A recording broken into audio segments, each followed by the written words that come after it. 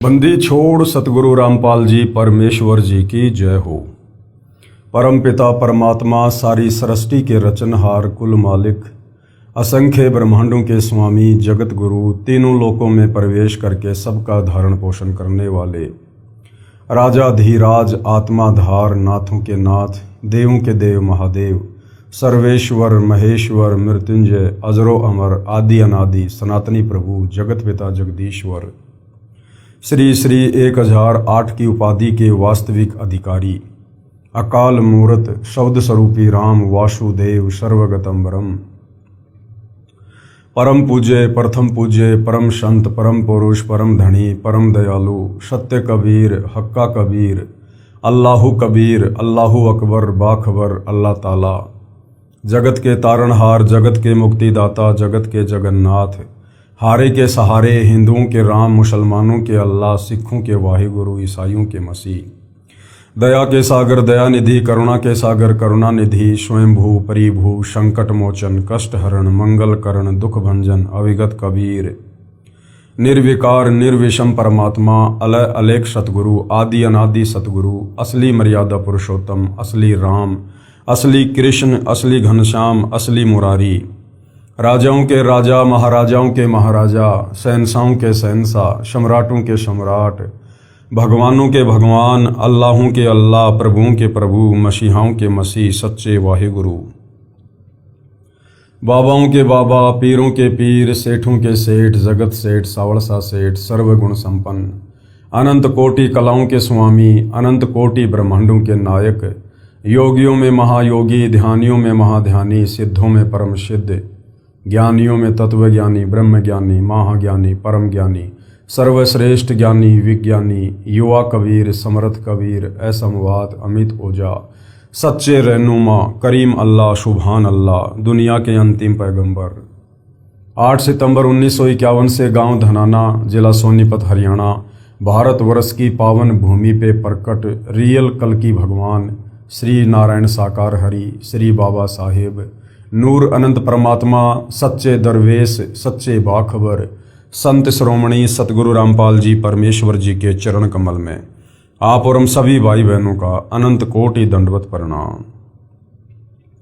सत्साई भाई और बहनों, बहुत बड़ी दया बहुत बड़ी मेहर पूज्य गुरुदेव भगवान की परमेश्वर रामपाल जी की, जिनके शुभ आशीर्वाद से विशेष आशीर्वाद से उन्हीं के सत्संगों के संग्रह के ऊपर बन चुकी पवित्र आध्यात्मिक पुस्तक कबीर बड़ा या कृष्ण के ऊपर वीडियो बनाने की श्रृंखला जारी है। इसी श्रृंखला में आज हमारा ये 33वें नंबर का वीडियो है। भाई और बहनों, इस पवित्र पुस्तक कबीर बड़ा या कृष्ण के ऊपर जो वीडियो बन रहे हैं, ये हिंदू समाज के लिए, यदि हिंदू समाज से जुड़े श्रद्धालुओं ने निष्पक्ष होकर रुचि लेकर यदि ये वीडियो देख लिए तो उनके लिए किसी वरदान से कम नहीं है, क्योंकि ये पवित्र पुस्तक चारों वेद पवित्र गीता और 18 पुराणों के ज्ञान से मिश्रित है।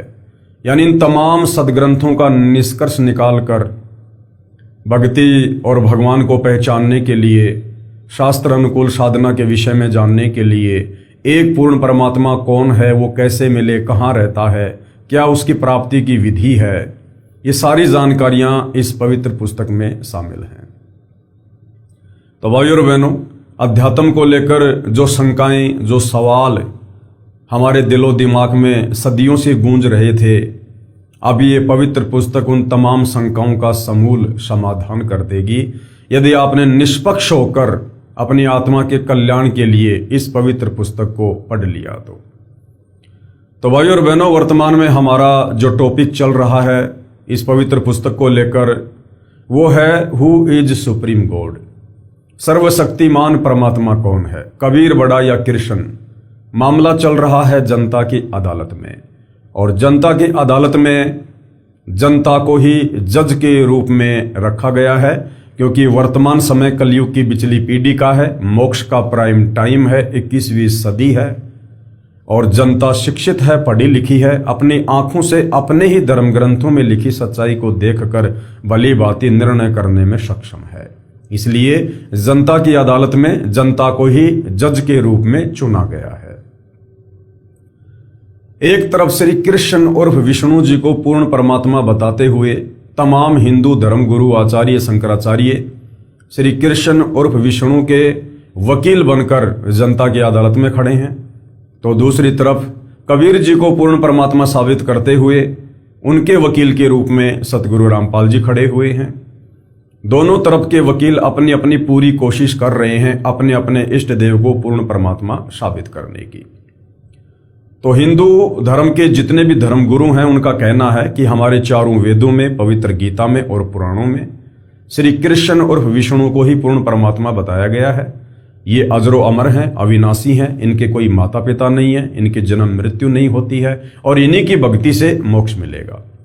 तो दूसरी तरफ सतगुरु रामपाल जी ने उन्हीं तमाम हिंदू धर्म ग्रंथों को दिखा दिखाकर, ना केवल हवाला देकर अपितु दिखा दिखाकर जनता के सामने ये क्लियर कर दिया कि ये ब्रह्मा विष्णु महेश ये नाशवान हैं, ये अविनाशी परमात्मा नहीं है, इनके माता पिता हैं, इनकी जन्म होता है, इनकी मृत्यु होती है, दुर्गा इनकी माँ है और ज्योति निरंजन यानी काल ब्रह्म इनका पिता है। और इनकी भक्ति से किसी भी जीव की मुक्ति नहीं हो सकती, क्योंकि मुक्ति के लिए ये खुद प्रयास कर रहे हैं परंतु इनको रास्ता नहीं मिल रहा है। अब भाइयों और बहनों, ये तमाम सबूत जो धर्म ग्रंथों में लिखे हैं, इस बात का जनता को भी पता है कि यह धर्म ग्रंथ ना तो इन वर्तमान के धर्मगुरुओं ने लिखे हैं और ना कबीर जी के वकील सतगुरु रामपाल जी ने लिखे हैं। ये तो सदियों से लिखे हुए हैं और सदग्रंथ ही अध्यात्म को समझने का एक जरिया होता है, एक माध्यम होता है। तो जनता को यह तो विश्वास हो गया है कि वास्तव में श्री कृष्ण उर्फ विष्णु अर्थात ये ब्रह्मा विष्णु महेश पूर्ण परमात्मा नहीं है। यदि कोई पूर्ण परमेश्वर है तो कबीर साहिब है। वेद जिनके विषय में चीख चीख कर गवाही दे रहे हैं, कबीर परमेश्वर की लीलाओं को लेकर कि वो परमात्मा जब धरती पर प्रकट होता है तो क्या लीला करता है, वेद उसकी गवाही दे रहे हैं। और वेदों में जो गवाही लिखी है वो केवल कबीर जी के ऊपर ही खरी खरी उतर रही है। तो जनता को इतना तो विश्वास हो गया है कि हां, यदि सुप्रीम गॉड है तो कबीर जी हैं। अब जनता के मन में और बहुत सारी शंकाएं हैं जो इन नादान धर्म गुरुओं ने अज्ञानता के चलते, तत्व ज्ञानहीनता के चलते, पाखंडवाद के चलते जनता के दिलो दिमाग में भर रखी हैं। तो जनता चाहती है कि अध्यात्म को लेकर हमारी सारी शंकाएं निकल जाएं, तो हम कबीर जी को परमेश्वर मानकर और गीता अध्याय 4 श्लोक 34 के अनुसार तत्वदर्शी संत को गुरु धारण करके अपना मोक्ष करवाएं।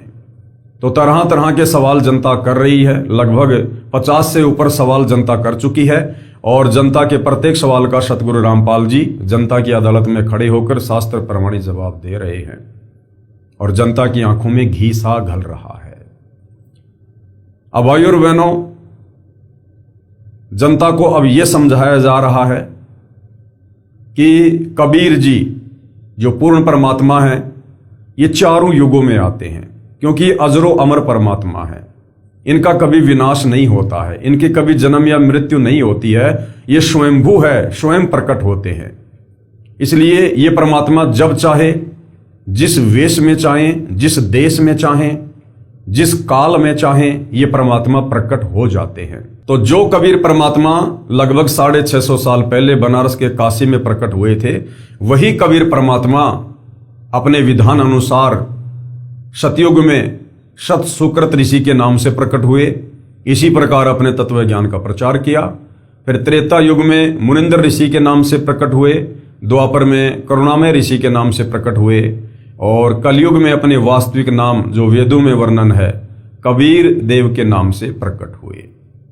तो आज हम चारों युगों में परमेश्वर प्रकट होकर जो अपनी लीला करते हैं, वेद भी जिसकी गवाही देते हैं, आज हम उस महिमा के ऊपर चर्चा करेंगे। यथार्थ कबीर प्राकाट्य प्रकरण, कबीर साहिब चारों युगों में आते हैं। गरीब सतगुरु पुरुष कबीर है, चारों युग परवान और झूठे गुरुआं मर गए, हो गए भूत मशान। ये आदरणीय गरीबदास जी की अमरवाणी है। आदरणीय गरीबदास जी लगभग 300 साल पहले गांव छुडानी, जिला झज्जर, हरियाणा में हुए हैं। पूर्ण परमात्मा कबीर साहिब उनको सतलोक से चलकर आकर मिले, उनको अपना ज्ञान समझाया, उपदेश दिया। फिर उनको अपना गवाह बनाने के लिए ताकि वर्तमान कलयुग की बिचली पीढ़ी में पैदा हम आत्माओं को विश्वास हो कि वास्तव में सतलोक है, परमात्मा है और कोई ऐसी जगह है जहां जाने के बाद जन्म और मृत्यु नहीं होती है। तो कबीर परमेश्वर जी ने आदरणीय गरीबदास जी को अपना गवाह बनाना था, इसलिए उनकी आत्मा को शरीर से निकालकर सतलोक ले गए और सतलोक की सर्व रचना से परिचित करवाया, वहां के सुखों से परिचित करवाया, 21 ब्रह्मांड की रचना से परिचित करवाया, 7 संग ब्रह्मांड के स्वामी परब्रह्म यानी अक्षर पुरुष की पूरी स्थिति से उनको परिचित करवाया। ब्रह्मा विष्णु महेश के लोक दिखाए, जहां ब्रह्मा विष्णु महेश बैठे हुए थे वो जगह दिखाई, दुर्गा का लोक दिखाया, काल बलि का लोक दिखाया, तपतशिला दिखाई, नरक और स्वर्ग दिखाए, सब कुछ दिखाया। उसके बाद उनकी आत्मा को शरीर में छोड़ दिया और परमेश्वर से प्राप्त ज्ञान आधार से उन्होंने फिर एक अमर ग्रंथ की रचना की, जिसमें 24,000 वाणियां हैं, जिसको 5वां वेद सूक्ष्म वेद कहते हैं, सदग्रंथ साहिब कहते हैं। तो ये उसी सदग्रंथ साहिब की अमर वाणी है।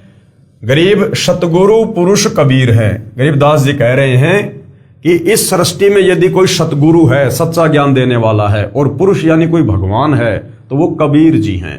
चारों युग परवान, चारों युगों का इतिहास उठा के देख लो, ये परमात्मा आते हैं। और झूठे गुरु मर गए, हो गए भूत मशान, और जो झूठे गुरु बनकर काल की तरफ से यहां आते हैं वो अंत में मरते हैं, उनकी दुर्गति होती है और मरने के बाद फिर वो भूत योनि में जाते हैं। सतयुग में कबीर देव यानी कबीर साहिब का सत सुकृत नाम से प्राकाटे, यानी सतयुग में कबीर परमात्मा सत सुकृत ऋषि के नाम से प्रकट हुए थे। तत्व ज्ञान के अभाव से श्रद्धालु शंका व्यक्त करते हैं कि जुलाहे रूप में कबीर जी तो विक्रमी संवत 1455 अर्थात सन 1398 में काशी में हुए थे। वेदों में कबीर देव यही काशी वाला जुलाहा धारक कैसे पूर्ण परमात्मा हो सकता है? जनता की क्या शंका है कि आप जिस कबीर जी को पूर्ण परमात्मा बता रहे हो, तो ये कबीर जी तो 650 साल पहले हुए हैं, और आप कह रहे हो कि कबीर जी सतयुग में भी आए थे, त्रेता में भी आए थे, वेदों में भी उनकी महिमा है। तो वेद तो सतयुग से चलते आ रहे हैं, तो कबीर जी जो 650 साल पहले आए थे, उनका जिक्र भला वेदों में कैसे हो सकता है? वो भला सतयुग त्रेता द्वापर में कैसे प्रकट हो सकते हैं? क्योंकि अभी जनता अध्यात्म से अपरिचित है, परमेश्वर की शक्ति से अपरिचित है, इसलिए इस प्रकार के सवाल करना जायज है। इस विषय में दास यानी सतगुरु रामपाल जी कह रहे हैं कि मेरी प्रार्थना है कि यही पूर्ण परमात्मा कबीर देव यानी कबीर परमेश्वर वेदों के ज्ञान से भी पहले सतलोक में विद्वान थे। इन वेदों का ज्ञान जो इस ब्रह्म को दिया गया, इस ब्रह्म ने जो ब्रह्मा जी को दिया, ब्रह्मा ने फिर अपने मानस इन पुत्रों को दिया, मनु जैसों को, उसके बाद ये आम समाज में आया। इन वेदों के ज्ञान से पहले भी कबीर परमात्मा सतलोक में विद्वान थे। सतयुग त्रेता द्वापर की दो बातें छोड़ दो, परमेश्वर वेदों के ज्ञान से भी पूर्व सतलोक में विद्वान थे तथा अपना वास्तविक ज्ञान यानी तत्व ज्ञान देने के लिए चारों युगों में भी स्वयं प्रकट हुए हैं। सतयुग में सतसुकृत नाम से, त्रेता युग में मुनिंद्र नाम से, और द्वापर युग में करुणामय नाम से, तथा कलयुग में वास्तविक कबीर देव कबीर प्रभु नाम से प्रकट हुए हैं।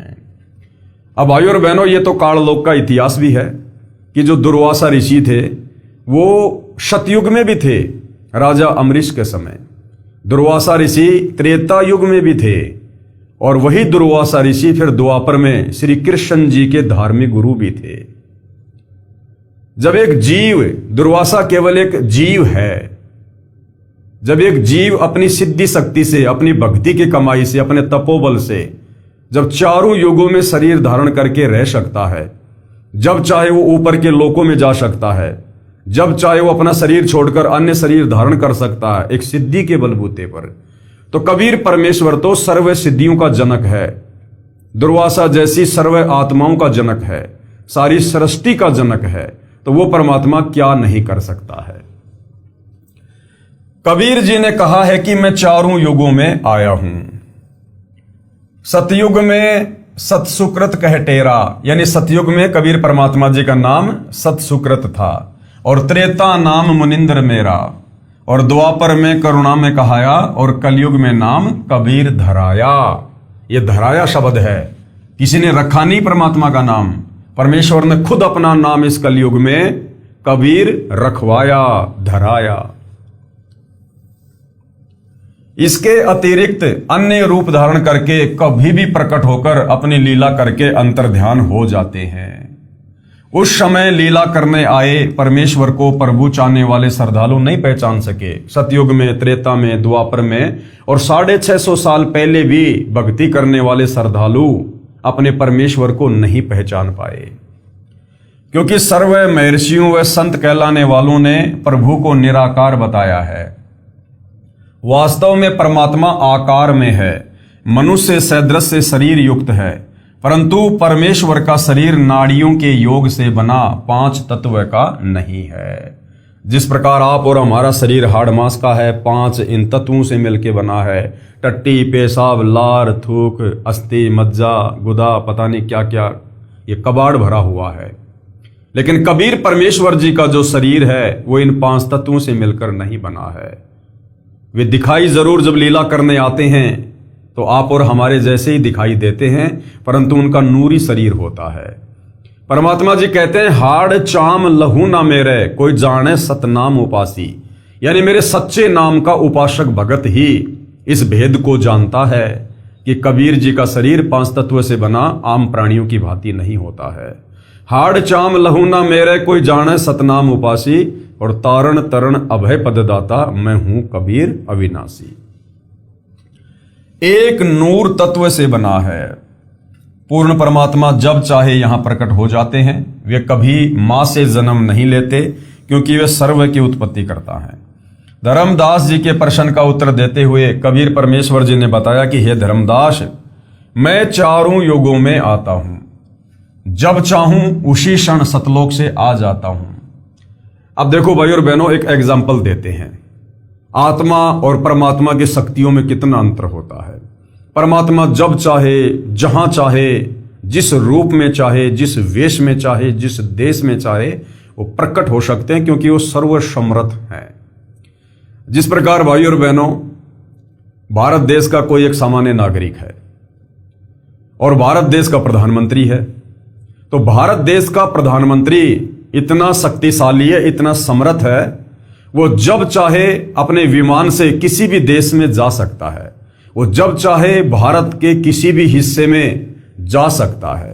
परंतु एक सामान्य व्यक्ति जो बेचारा सुबह से लेकर शाम तक रोजी रोटी के चक्कर में मजदूर बना फिरता है, वो इतना सक्षम नहीं होता, वो इतना योग्य नहीं होता कि वो जब चाहे अपनी मर्जी अनुसार विदेश में चला जाए, कहीं देश में घूमने चला जाए, क्योंकि उसके पीछे 1000 प्रकार की समस्याएं और जिम्मेदारियां होती हैं। वो अपने बंधनों में बंधा हुआ होता है। लेकिन प्रधानमंत्री हर प्रकार से स्वतंत्र होता है, क्योंकि वो देश का राजा है। इसी प्रकार इस सृष्टि में, काल के 21 ब्रह्मांड की सृष्टि में, काल सहित, और अक्षर पुरुष की 7 संग ब्रह्मांड वाली सृष्टि में अक्षर पुरुष सहित, और ऊपर के जो 4 अजरो अमर लोक हैं, सतलोक, अलख लोक, अगम लोक और अनामी लोक, ये तमाम प्राणी जो इन लोकों में रहते हैं, ये सब जीव हैं, आत्माएं हैं। और कबीर परमात्मा सबका जनक है, वो सबका बाप है, वो परमात्मा है, वो समर्थ है, सर्वशक्तिमान है। वो परमात्मा जब चाहे, जहां चाहे, कोई भी लीला कर सकता है। एक क्षण में परमात्मा सृष्टि को नष्ट कर सकता है, अगले क्षण में परमात्मा एज इट इज कर सकता है। तो इसी प्रकार भाई और बहनों, आत्मा और परमात्मा के भेद को समझें। अन्य रूप में वहां भी रहता है, यानी एक रूप में परमात्मा सतलोक में भी रहता है, और अपना अन्य रूप धारण करके परमात्मा जब चाहे किसी भी ब्रह्मांड में, किसी भी लोक में आ सकता है। जिस प्रकार भाई और बहनों, ये जो 21 ब्रह्मांड का स्वामी ज्योति निरंजन काल है, जो ब्रह्मा विष्णु महेश का पिता है, ये 1000 ये सिद्धियों का स्वामी है, 1000 ये कलाओं का स्वामी है। ये 1000 अपने भिन्न भिन्न रूप बना सकता है। 1000 रूप बनाकर ये अलग अलग लीला कर सकता है। अक्षर पुरुष जो 7 संग ब्रह्मांड का स्वामी है, वो 10,000 कलाओं का स्वामी है। वो 10,000 रूप बना सकता है, 10,000 हाथ बना सकता है, 10,000 चेहरे बना सकता है। इसी प्रकार जो कबीर परमेश्वर हैं, परम अक्षर ब्रह्म हैं, ये अनंत कलाओं के स्वामी हैं, अनंत सिद्धियों के स्वामी हैं। ये जितने चाहे उतने रूप बना सकते हैं, इनके ऊपर कोई बंदिश, कोई पाबंदी नहीं है। हम रोज नित्य नियम में पढ़ते हैं आदरणीय गरीबदास जी के 5वें वेद सूक्ष्म वेद की वाणी, गरीब ऐसा सतगुरु हम में लिया, बेपरवाह अबंध और परम हंस पूर्ण पुरुष, रोम रोम रवि चंद। ये कबीर परमात्मा अबंध है, अन्य रूप में वहां भी रहते हैं। जब मैं ब्रह्मा से मिला, उसको तत्व ज्ञान में सृष्टि रचना का ज्ञान करवाया। कबीर परमात्मा कह रहे हैं, जब मैं इस काललोक में आकर श्री ब्रह्मा जी को मिला तो उसको तत्व ज्ञान में सृष्टि रचना का ज्ञान करवाया, तो वह प्रभावित हुआ तथा कहा कि आपका ज्ञान अद्वितीय है। ब्रह्मा जी ने कहा कि महाराज आपका ज्ञान तो चारों वेदों से परे है, अद्वितीय है। प्रथम मंत्र प्राप्त किया ब्रह्मा जी ने। ब्रह्मा तथा सावित्री को मैंने ओम मंत्र दिया, ये देखने के लिए कि ये कितना विश्वास करता है। इसके पश्चात में श्री विष्णु जी के पास विष्णु लोक गया, उससे भी ज्ञान चर्चा की तथा विष्णु भी मेरा शिष्य हुआ। उसको तथा लक्ष्मी को हरिय मंत्र प्रथम मंत्र रूप में दिया गया, ये देखने के लिए कि ये काल ब्रह्म के द्वारा डगमग तो नहीं हो जाएगा। इसके पश्चात शिव के पास शंकर लोक में गया, उसको तथा पार्वती को सोहम नाम दिया, ये देखने के लिए कि कहीं ये भी काल ब्रह्म द्वारा फिर तो भ्रमित नहीं कर दिए जाएंगे। इसी प्रकार भाई और बहनों, वो सच्चा नाम सतनाम देने के लिए सतगुरु रामपाल जी हमें 4 महीने का या कम से कम 1 साल का समय देते हैं। प्रथम दीक्षा में हमें 7 मंत्र दिए जाते हैं और उसके बाद ये देखा जाता है कि ये आत्मा भक्ति मार्ग पर चलने के योग्य है या नहीं है, ये ज्ञान समझकर अपनी आत्मा का कल्याण चाहती है या नहीं चाहती है। जब परमेश्वर देख लेते हैं कि ये आत्मा बिल्कुल रुचि लेकर भक्ति कर रही है, इसे आत्मा का कल्याण करवाना है, तो परमेश्वर फिर उसे आगे सतनाम देते हैं जो 2 अक्षर का है। उसके पश्चात अन्य ऋषियों मनु आदि से ज्ञान चर्चा की, परंतु मनु आदि ऋषियों ने काल प्रभाव के कारण मेरे ज्ञान पर विश्वास नहीं किया।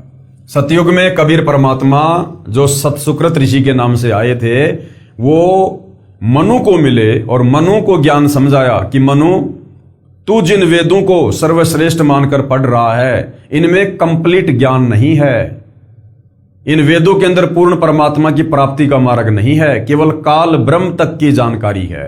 काल ब्रह्म की प्राप्ति का मार्ग है, ब्रह्मलोक तक जाने का रास्ता है। लेकिन मनु ने अहंकार वश कबीर परमेश्वर जी के ज्ञान को स्वीकार नहीं किया और उल्टा परमेश्वर को वामदेव कहने लगा। वामदेव यानी उल्टा ज्ञान देने वाला, यानी मनु की दृष्टि में वो ज्ञान उल्टा था, लेकिन वास्तव में वो ज्ञान सत्य था जो मनु की समझ से बाहर था। उसके पश्चात अन्य ऋषियों मनु आदि से ज्ञान चर्चा की, परंतु मनु आदि ऋषियों ने काल प्रभाव के कारण मेरे ज्ञान पर विश्वास नहीं किया। मेरे को उल्टा ज्ञान देने वाला अर्थात वामदेव उर्फ नाम से पुकारने लगे, जबकि पृथ्वी पर मेरा नाम सतयुग में सतसुकृत था। और भाइयों बहनों, यही होता है।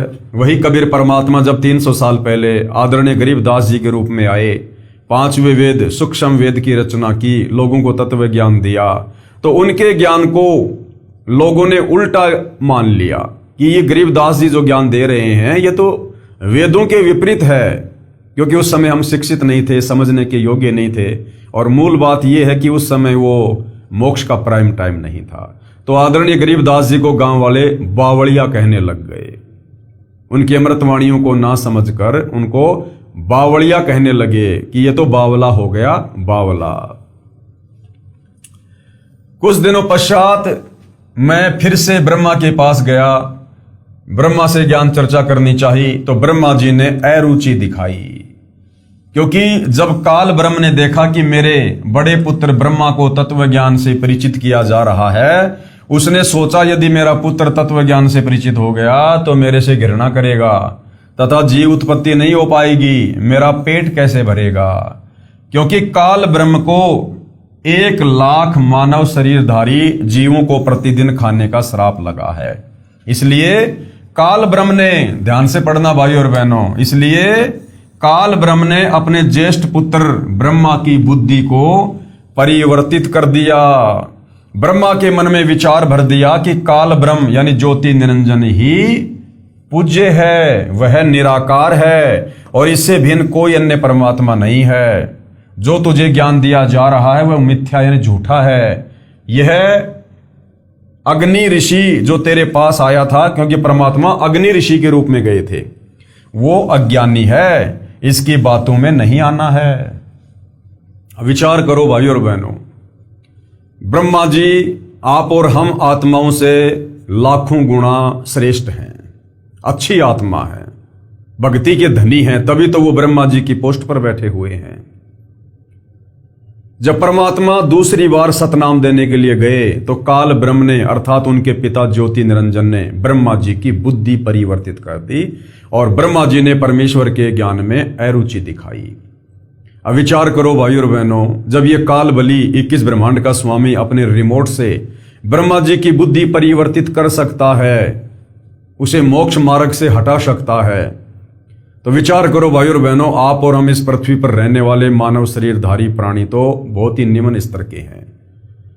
यदि उसी कबीर परमात्मा जी की जो वर्तमान में सतगुरु रूप में धरती पर प्रकट हैं, सतगुरु रामपाल जी के नाम से, यदि ये परमेश्वर हमें काल के जाल से ना बचा के रखे, यदि ये परमेश्वर हमें अपनी गोद में बैठाकर ये तत्व ज्ञान ना समझाए, यदि ये परमेश्वर चारों तरफ एक रक्षा कवच बना के ना रखे, तो भला आप और हमारी क्या औकात जो हम इस परमेश्वर के तत्व ज्ञान को समझ सकें, हम गुरु रूप में आए हुए परमेश्वर कबीर जी को पहचान सकें, हम इस घोर कलयुग में इस शास्त्र अनुकूल सत भक्ति को अपनाकर मोक्ष मार्ग पर चल सकें।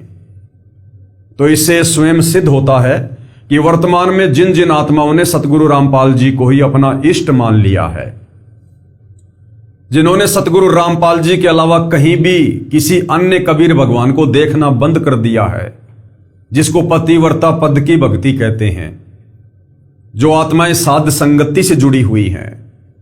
विचार करो भाइयों और बहनों, यदि सतगुरु रामपाल जी की विशेष रजा और कृपया हम आत्माओं पर ना हो तो हम इस भक्ति के निकट भी नहीं ठहर सकते, निकट भी। जबकि सतगुरु रामपाल जी से उपदेश प्राप्त करके कितने लोग तो भक्ति छोड़कर चले जाते हैं, कितने लोग भक्ति करते करते भी सतगुरु रामपाल जी को अपने जैसा मानुष मानकर, मां के गर्भ से जन्म लेकर आया हुआ मानकर, और किसी अन्य को, एक कागज की फोटो को जो गूगल पर देखने को मिलती है दाढ़ी मूछ वाली, जिसको कबीरदास कहते हैं, उसको परमात्मा मानकर पूज रहे हैं।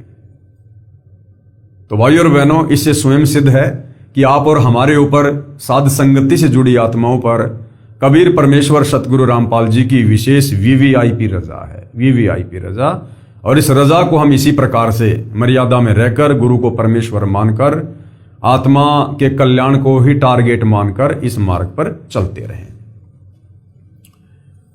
हे धर्मदास, ब्रह्मा ने काल ब्रह्म के प्रभाव से प्रभावित होकर मेरे ज्ञान को ग्रहण नहीं किया तथा कहा, हे ऋषिवर, जो ज्ञान आप बता रहे हो यह अप्रमाणित है, इसलिए विश्वास के योग्य नहीं है।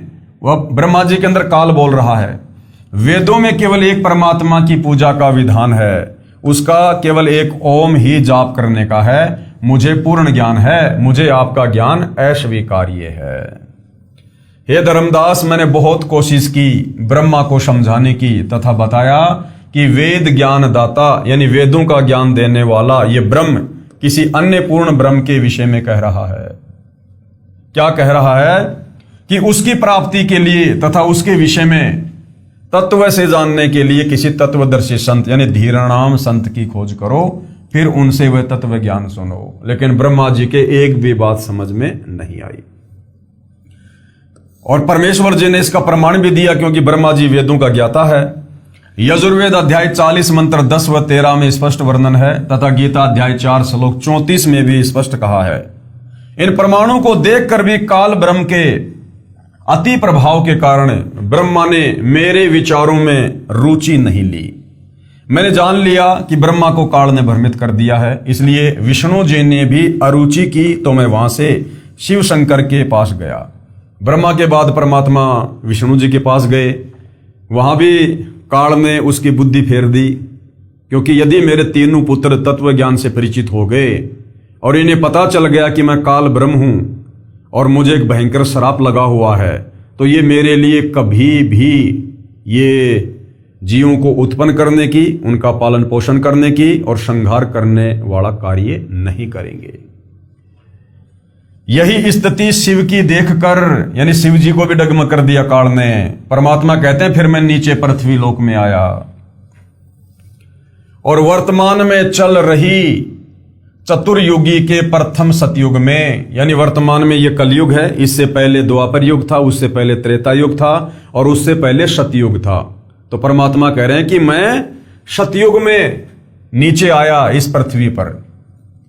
मैंने, यानी परमेश्वर कबीर जी ने एक सरोवर में कमल के फूल पर शिशु रूप धारण किया। अपनी मर्जी से कबीर परमात्मा ने एक तालाब में और विकसित कमल के फूल के ऊपर शिशु रूप धारण किया, एक बालक का रूप धारण किया।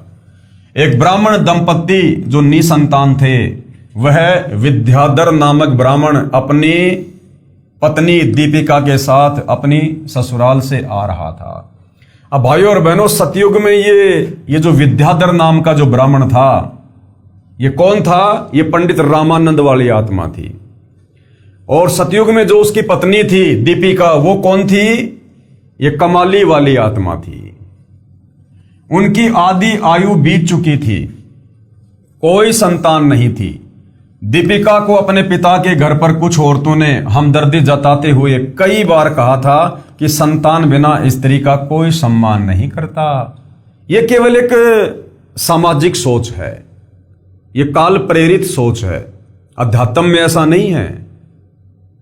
अध्यात्म में परमात्मा कहते हैं यदि किसी भाई बहन को शादी के बाद भी संतान उत्पन्न नहीं होती है और यदि आपको पूर्ण संत की शरण मिल गई है, जैसे वर्तमान में सतगुरु रामपाल जी की शरण प्राप्त हो गई है, और यदि आपके घर में कोई संतान नहीं हो रही है, तो अपने आप को इस दुनिया के परम सौभाग्यशाली भक्तों की श्रेणी में जानना। हालांकि उससे भी जो प्रथम स्थिति है परम सौभाग्यशाली भगत की, वो उनकी है जिन्होंने शादी नहीं की, यानी जिनका कोई संस्कार किसी आत्मा से नहीं जुड़ा हुआ है। लेकिन फिर भी परमात्मा कह रहे हैं कि यदि आपकी शादी हो गई और यदि आपको संतान नहीं हो रही है और यदि आप पूर्ण संत की शरण में हैं, तो आप एक परम सौभाग्यशाली आत्मा हैं। आपका ऋण संस्कार पूर्व जन्मों का नहीं था, जिस कारण से परमात्मा ने आपके घर में कोई संतान नहीं भेजी, और ना परमात्मा संतान भेजकर या आपको संतान देकर आगे इस काललोक में आपका कोई संस्कार जोड़ना चाहता है। यदि संस्कार जुड़ गया तो फिर हमारी बात बिगड़ जाएगी, क्योंकि परमेश्वर हमारे संस्कारों को काटने के लिए ही सतलोक से चलकर यहां आते हैं। और यदि हम तत्व ज्ञान लेकर संस्कार बढ़ाने में लगेंगे, ब्याह शादी करने में लगे रहेंगे, बच्चे पैदा करने में लगे रहेंगे, तो हमारे संस्कार बढ़ते ही चले जाएंगे और इन्हीं संस्कारों के चलते हम यहां से मुक्त नहीं हो पाते, क्योंकि ये संस्कार काल के बंधन हैं और परमेश्वर इन बंधनों को तोड़ने के लिए आते हैं। तो सामाजिक दृष्टिकोण से जिन माता बहनों को संतान नहीं होती है, उनको पता नहीं किस दृष्टिकोण से देखा जाता है, परंतु आध्यात्मिक दृष्टि से जिन माता बहनों को संतान नहीं है, वो बहुत ही सौभाग्यशाली आत्माएं होती हैं। उनका तो बड़ी आसानी से मोक्ष हो सकता है यदि वे अपने गुरुदेव के वचन में रहकर, आजीवन मर्यादा में रहकर भक्ति करते रहें। तो एक संतान तो होनी चाहिए। इन बातों को याद करके दीपिका रो रही थी तथा शुभकी लेकर अपने इष्ट शिवजी से संतान की प्रार्थना कर रही थी और विचार कर रही थी कि वृद्ध अवस्था में, यानी बुढ़ापे में, हमारी उंगली पकड़ने वाला भी नहीं है। वह समय कैसे बीतेगा? इतने में एक सरोवर दिखाई दिया, प्यास लगी थी। वे सरोवर पर विश्राम हेतु रुके। वहां एक नवजात शिशु को कमल के फूल पर प्राप्त करके अति प्रसन्न हुए। उसे परमेश्वर शिव की रजा से प्राप्त जानकर घर ले आए। एक अन्य ब्राह्मण से नाम रखवाया। उसने मेरा नाम सत सुकृत रखा। मेरी प्रेरणा से कवारी गायों ने दूध देना प्रारंभ किया। उसके दूध से मेरी परवरिश की लीला हुई। यानी जो वेदों में लिखा हुआ है कि वो पूर्ण परमात्मा होगा, ये उसकी पहचान होगी, जिसकी बचपन में परवरिश, बाल्यकाल में लीलामय तरीके से परवरिश कवारी गाय के दूध से होती है। तो भाइयों और बहनों, ये कबीर परमात्मा ही इस सकल सृष्टि में एकमात्र ऐसे उदाहरण हैं जिनकी चारों युगों में जब वो बाल्य अवस्था में शिशु रूप धारण करके लीला करने आते हैं, जो वेदों में लिखा हुआ है कि वो परमात्मा जब शिशु रूप में प्रकट होता है तो बाल्यकाल में उनकी परवरिश कंवारी गाय के दूध से होती है। तो सतयुग में कबीर परमेश्वर जब सत सुकृत ऋषि के नाम से शिशु रूप में प्रकट हुए तो विद्याधर और कमाली उनकी जो परवरिश थी उसको करने के लिए निमित्त बने, और परमेश्वर की परवरिश कंवारी गाय के दूध से हुई।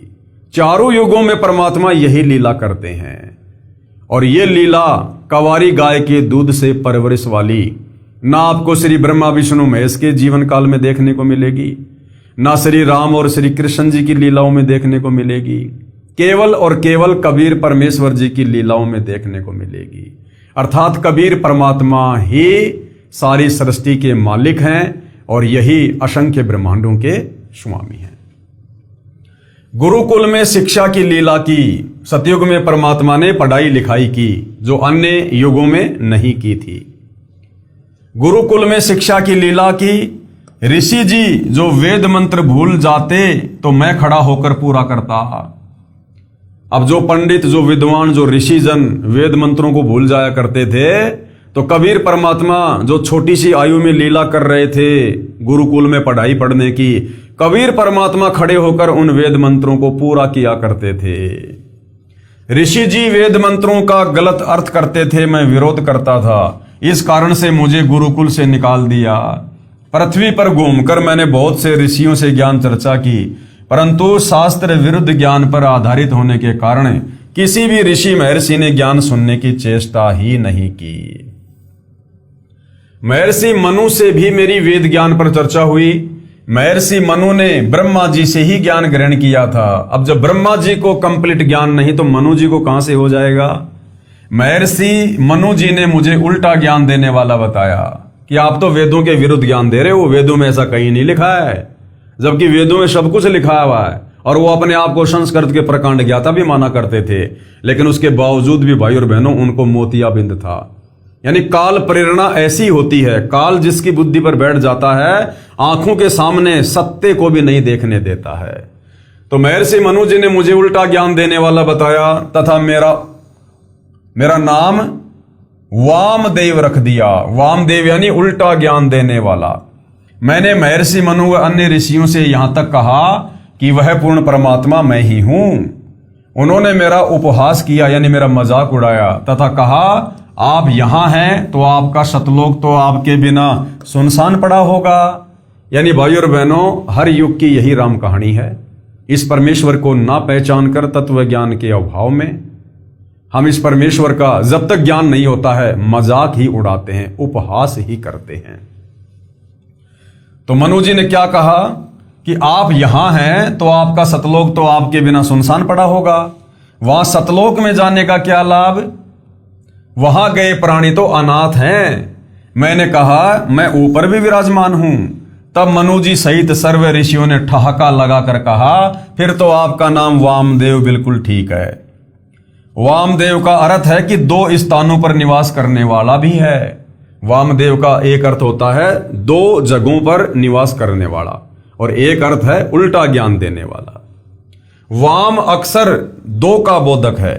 इस प्रकार उन ज्ञानहीन व्यक्तियों ने, यानी उन मनु जैसे ज्ञानहीन व्यक्तियों ने मेरे तत्व ज्ञान को ग्रहण नहीं किया। वामदेव का प्रमाण शिव पुराण पेज नंबर 606, 607 कैलाश संहिता प्रथम अध्याय में है। बहुत से प्रयत्न करने पर कुछ पुण्यात्माओं ने मेरा उपदेश ग्रहण किया। यानी सतयुग में कबीर परमेश्वर के ज्ञान को बहुत ही कम आत्माओं ने स्वीकार किया।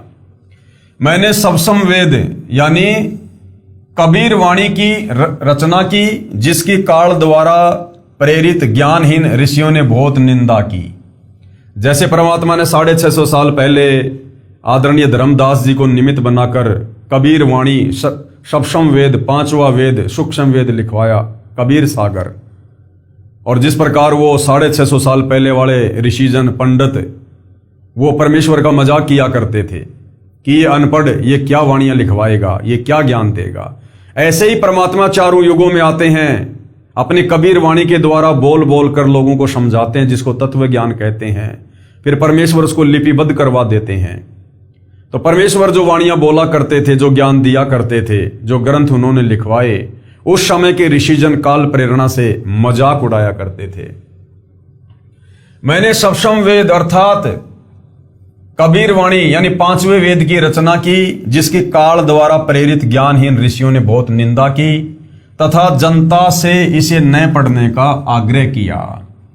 और यही कारण है भाइयों और बहनों, चाहते तो सतगुरु रामपाल जी यानी वही कबीर परमात्मा जो वर्तमान में धरती पर प्रकट हैं, चाहते तो ये भी नया सप्तम वेद लिख सकते थे, नया 5वां वेद लिख सकते थे। लेकिन परमेश्वर को भली भांति हम ज्ञानहीन, बुद्धिहीन, अपने आप को प्रकांड ज्ञाता समझने वाले 2 कोटि के जीवों की औकात का पता है कि जब इन्होंने सतयुग, त्रेता, द्वापर और कलयुग के प्रथम चरण में मेरे द्वारा लिखवाई गई या लिखी गई वाणियों पर विश्वास नहीं किया, तो वर्तमान समय तो कलयुग है। इस समय तो इंसान हर प्रकार से नीचे गिरा हुआ है। ये कैसे विश्वास करेंगे? ये लोग कहेंगे कि आप ही ने लिख दिया और आप ही बता रहे हो, इसका क्या प्रमाण है? इसलिए परमेश्वर ने पहले रचनाएं करवाई, अपने द्वारा या किसी अन्य के द्वारा, और उन सदग्रंथों का हवाला देकर आज हमें तत्व ज्ञान समझा रहे हैं ताकि हम विश्वास कर सकें। सतयुग के प्राणी मुझे केवल एक अच्छा कवि ही मानते थे। इस कारण से सतयुग में बहुत ही कम जीवों ने मेरी शरण ग्रहण की।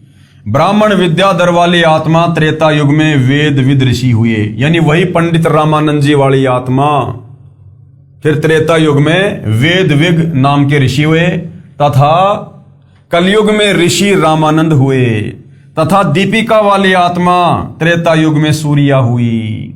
सतयुग में जो कमाली वाली आत्मा दीपिका थी, वो फिर त्रेता युग में क्या हुई? वो सूर्या नाम की उसी पंडित रामानंद जी की वो पत्नी हुई, तथा कलयुग में वो कमाली हुई। कमाली जो शेख तकी की लड़की थी, ये वही कमाली है। संत गरीबदास जी ने अपने भगवान तथा गुरु कबीर जी की महिमा का वर्णन करने में कमाल कर रखा है। सच्चाई तो परिपूर्ण है। कहा है कि पूर्ण प्रभु कबीर जी यानी कबीर देव, कबीर देव यानी वेदों में परमेश्वर का नाम कबीर देव है, कबीर अग्नि है। हम जिसे सीधा सीधा कबीर परमेश्वर, कबीर साहिब कह देते हैं। सतयुग में सत सुकृत नाम से स्वयं प्रकट हुए थे। उस समय गरुड़ जी, श्री ब्रह्मा जी, श्री विष्णु जी तथा श्री शिव जी आदि को सत ज्ञान समझाया था। आदि अंत हमरे नाही, मध्य मिलावा मूला, ब्रह्मा को ज्ञान सुनाया धर पिंडा अस्तूल। श्वेत भूमि को हम गए जहां विष्णु विशंबर नाथ, और हरियम हीरा नाम दे अष्ट कमल दल स्वाति। हम बैरागी ब्रह्म पद सन्यासी महादेव, सोहम नाम दिया शंकर को वो करे हमारी सेव। इस प्रकार सतयुग में परमेश्वर कबीर देव जी जो सत्य सुकृत नाम से आए थे, उस समय के ऋषियों व साधकों को वास्तविक ज्ञान समझाया करते थे, परंतु ऋषियों ने स्वीकार नहीं किया। सत सुकृत जी के स्थान पर परमेश्वर को वामदेव कहने लगे कि ये तो उल्टा ज्ञान दे रहा है, उल्टा ज्ञान। इसीलिए यजुर्वेद अध्याय 12 मंत्र 4 में विवरण है कि यजुर्वेद के वास्तविक ज्ञान को वामदेव ऋषि ने सही जाना तथा अन्य को समझाया। ये देखिएगा, वेद मंत्र है ये, यजुर्वेद अध्याय 12 मंत्र 4 आप जियों के सामने है। इसका अनुवाद भी किया गया है और सतगुरु रामपाल जी ने क्या समझाया है। यह यजुर्वेद अध्याय 12 मंत्र 4 की फोटोकॉपी है, जिसका अनुवाद महर्षि दयानंद सरस्वती जी ने किया है तथा सार्वदेशिक आर्य प्रतिनिधि सभा दिल्ली द्वारा छपाया गया है।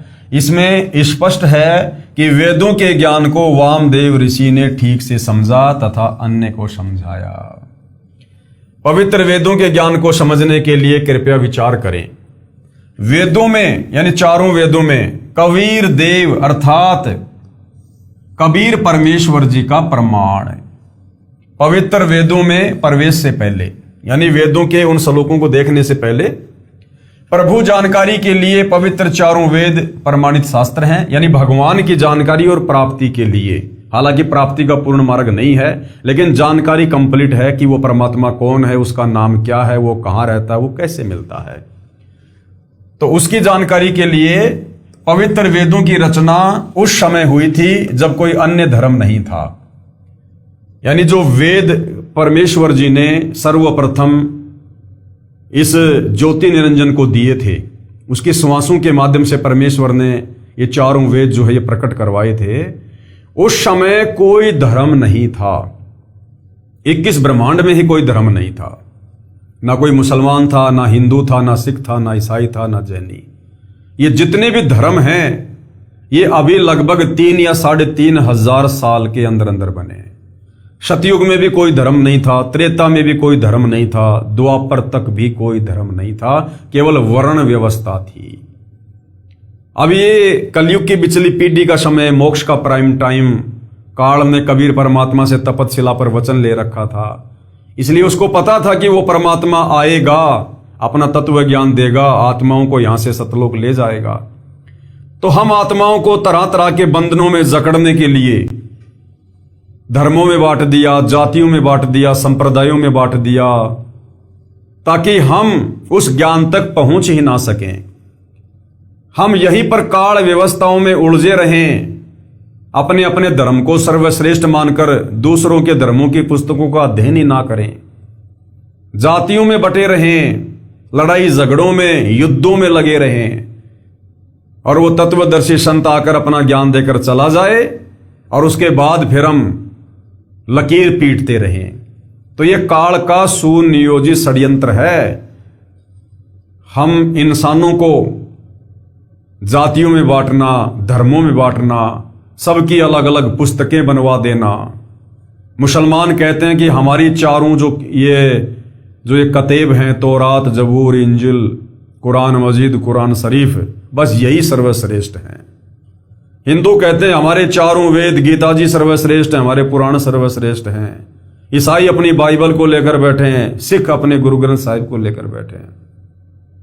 कोई किसी के ज्ञान को और बातों को मानने को तैयार नहीं है। यह काल का षड्यंत्र है। तो सतयुग, त्रेता, द्वापर तक कोई धर्म नहीं था। इसलिए ये पवित्र वेद वाणी ये किसी धर्म से संबंधित नहीं है। अर्थात चारों वेदों का जो ज्ञान है, जो वाणियां हैं, ये पूरे विश्व के मानव के लिए हैं, उनकी आत्मा के कल्याण के लिए हैं। ये किसी जाति या मजहब विशेष के ग्रंथ नहीं है, केवल आत्म कल्याण के लिए हैं। इनको जानने के लिए निम्न व्याख्या बहुत ध्यान तथा विवेक के साथ में पढ़ने तथा विचारनी होगी। प्रभु की यानी भगवान की विस्तृत तथा सत्य महिमा वेद बताते हैं। वेदों के अलावा दुनिया के किसी भी शास्त्र में, जो यहाँ 21 ब्रह्मांड तक के शास्त्र हैं, किसी में भी कबीर परमेश्वर के विषय में विस्तृत जानकारी नहीं है। अन्य शास्त्र भी श्री गीता जी व चारों वेदों तथा पूर्वोक्त भगवान प्राप्त महान संतों तथा स्वयं कबीर साहिब यानी कबीर देव जी की अपनी यानी पूर्ण परमात्मा की अमृतवाणी के अलावा अन्य किसी ऋषि या भगत की अपनी उपलब्धि है, जैसे 6 शास्त्र, 11 उपनिषद तथा सत्यार्थ प्रकाश आदि। यानी चारों वेदों को छोड़कर, पवित्र गीता जी को छोड़कर, और कबीर परमात्मा जब जब यहां आते हैं और अपना 5वां वेद सूक्ष्म वेद लिखवाते हैं, या जो महान आत्माएं कबीर परमात्मा के साथ सतलोक गए, नीचे आकर उन्होंने अपने ग्रंथों की रचना की, उन शास्त्रों को छोड़कर बाकी जितने भी शास्त्र, जितने भी पुस्तकें हैं, ये सब अपने अपने अनुभव की पुस्तकें हैं। इनमें विस्तृत, पूर्ण या सच्चा ज्ञान परमेश्वर के विषय में नहीं है। जैसे 6 शास्त्र हैं, ये 18 जो पुराण हैं, उपनिषद हैं, सत्यार्थ प्रकाश है, मनुस्मृति है, ये सब केवल इन साधु संत महात्मा ऋषियों का अपना अनुभव है। इनमें कंप्लीट जानकारी परमेश्वर के विषय में नहीं है। जैसे 6 शास्त्र, 11 उपनिषद तथा सत्यार्थ प्रकाश आदि, यदि ये वेदों की कसौटी में खरे नहीं उतरते हैं, यानी इन शास्त्रों में जो इन ऋषियों के द्वारा लिखे गए हैं, यदि इनका ज्ञान वेदों वाले ज्ञान से नहीं मिलता है तो ये हमारे किसी काम के नहीं है। यदि ये वेदों की कसौटी में खरे नहीं उतरते हैं तो ये संपूर्ण ज्ञान नहीं है।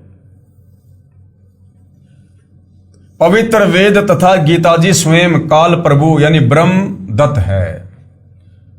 हालांकि ये वेदों का ज्ञान वैसे तो कबीर परमात्मा जी ने दिया सर्वप्रथम इस ज्योति निरंजन को, लेकिन 21 ब्रह्मांड की सृष्टि के अनुसार परमात्मा कह रहे हैं कि 21 ब्रह्मांड में ये ज्ञान ब्रह्मा जी को सबसे पहले इस ब्रह्म ने यानी काल ने दिया था। यानी वेद ज्ञान दाता इस 21 ब्रह्मांड में सर्वप्रथम कौन है? ये ब्रह्म है, काल है, जिसने ब्रह्मा जी को दिए समुद्र मंथन के दौरान, जिनमें भक्ति विधि तथा उपलब्धि दोनों सही तौर पर वर्णित हैं। इनके अतिरिक्त जो पूजा विधि तथा अनुभव है वह अधूरा समझो। यदि इन्हीं के अनुसार कोई साधक अनुभव बताए तो सत्य जानो, यानी वेदों के अनुसार यदि कोई बातें करता है तो सही मानो, क्योंकि कोई भी प्राणी प्रभु से अधिक नहीं जान सकता। वेदों के ज्ञान से पूर्वोक्त महात्माओं का विवरण सही मिलता है। इससे सिद्ध हुआ कि वे सर्व महात्मा पूर्ण थे, पूर्ण परमात्मा का साक्षात्कार हुआ है तथा बताया है वह परमात्मा कबीर साहब कबीर देव है। वही ज्ञान चारों पवित्र वेद तथा ये पवित्र गीता जी भी बताते हैं। कलयुगी ऋषियों ने वेदों का टीका यानी भाषा भाष्य यानी अनुवाद ऐसे कर दिया जैसे कहीं दूध की महिमा कही गई हो और जिसने कभी जीवन में दूध देखा ही ना हो और वह अनुवाद कर रहा हो वह ऐसे करता है। कैसे? पौष्टिकाहार असी, पेय पदार्थ असी, स्वेदसी, अमृत उपमा सर्वा, मनुषानाम पेयास दुग्ध असी। अर्थात कोई शरीर पुष्ट करने वाला आहार है, पीने का तरल पदार्थ है, सफेद है, अमृत सदृश है, सब मनुष्यों के पीने योग्य है, वह पौष्टिक तरल है, परंतु उसे पता नहीं कि वो है कैसा। इसी प्रकार जिन महात्माओं ने परमेश्वर को नहीं देखा है, उसके विषय में नहीं जाना है, और वो यदि उस परमात्मा की महिमा करता है तो वो इसी प्रकार से है जिस प्रकार किसी व्यक्ति ने दूध को देखा नहीं और जो दूध के गुणों का वर्णन कर रहा है। भावार्थ किया है कोई सफेद पीने का तरल पदार्थ है जो अमृत के समान है, बहुत पौष्टिक है, सब मनुष्यों के पीने योग्य है, वह स्वयं तरल है। फिर कोई पूछे वह तरल पदार्थ कहाँ है? उत्तर मिले वह तो निराकार है, प्राप्त नहीं हो सकता। फिर क्या फायदा दूध की महिमा करने का? यहां पर दूध को तरल पदार्थ लिख दिया जाए तो उस वस्तु दूध को कैसे पाया वह जाना जाए जिसकी उपमा ऊपर की है। यहां पर दुग्ध को दूध लिखना था जिससे पता चले कि वह पौष्टिक आहार दूध है, फिर व्यक्ति दूध नाम से उसे प्राप्त कर सकता है। इसी प्रकार वेदों में परमेश्वर का नाम कवि, कबीर, कबीर, अग्नि जो महिमा कर रहे हैं ये वेदों के अनुवाद करता, उन श्लोकों का जिन श्लोकों में कबीर परमेश्वर का नाम लिखा हुआ है, कवि, कबीर, अग्नि, कबीर, तो इन्होंने अनुवाद करते समय लिखना चाहिए था कि वो परमात्मा कबीर है, वो कबीर साहिब है, वो कबीर भगवान है, ताकि उनके द्वारा परमेश्वर की महिमा अच्छे से लोगों को समझ में आ सके। तो महिमा तो कर दी इन्होंने, वेदों के मंत्र सुना सुना के भगवान की, और जब लोगों ने कहा कि भाई वो भगवान कहाँ रहता है, कैसे है, वो कैसे मिलता है, तो ये पंडित जी कहा करते थे कि भगवान तो निराकार है, भगवान दिखाई नहीं देता है, फिर उसकी महिमा करने का फायदा क्या? दूध की महिमा कर दी और कोई कहता भैया फिर तो बहुत अच्छी बात है, दूध तो फिर पीना चाहिए अगर इतना पौष्टिक है तो। अब दूध कैसा जी, दूध कहाँ मिलेगा? अब वो कहेगी दूध तो निराकार है, दिखाई नहीं देता, तो क्या फायदा उसकी महिमा सुनाने का? विचार, यदि कोई कहे दुग्ध को दूध कैसे लिख दिया तो ये वाद विवाद का प्रत्यक्ष प्रमाण ही हो सकता है। जैसे सदगुरु रामपाल जी ने सत्य अनुवाद किया कि कवि को कबीर कहते हैं, कबीर यानी कबीर। अब कोई ये कहे कि आपने उस कवि को कबीर कैसे साबित कर दिया? कह भी रहे हैं बहुत सारे लोग, ज्ञानहीन लोग जो काल प्रेरित हैं, जिनको तत्व ज्ञान नहीं है। तो सतगुरु रामपाल जी कह रहे हैं कि उनके साथ में बहस करना तो वाद विवाद है। जैसे दुग्ध का दूध अर्थ गलत नहीं है, भाषा भिन्न होने से हिंदी में दूध तथा क्षेत्रीय भाषा में दूधू लिखना भी संस्कृत भाषा में लिखे दुग्ध का ही बोध है। जैसे पलवल शहर के आसपास के ग्रामीण उसको क्या कहते हैं? परवर। यदि कोई कहे कि परवर को पलवल कैसे सिद्ध कर दिया, मैं नहीं मानता, यह तो व्यर्थ का वाद विवाद है।